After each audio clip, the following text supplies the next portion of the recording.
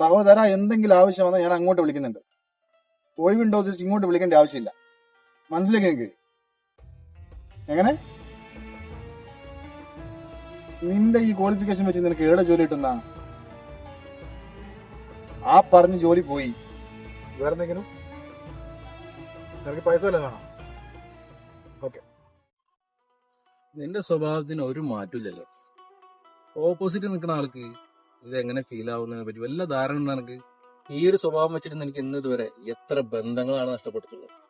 നൂറെ, നീ പറഞ്ഞ ശരിയാ. ഞാൻ സംസാരിക്കുമ്പോ മനസ്സിൽ വെച്ച് സംസാരിക്കേ. എനിക്ക് തോന്നുന്നത് ഞാൻ മുഖത്ത് നോക്കി പറയും.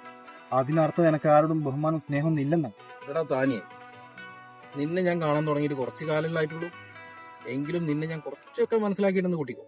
നിനക്കറിയോ, എന്റെ കുടുംബത്തില് ഞാൻ 7ാമത്തെ അനിയനാ.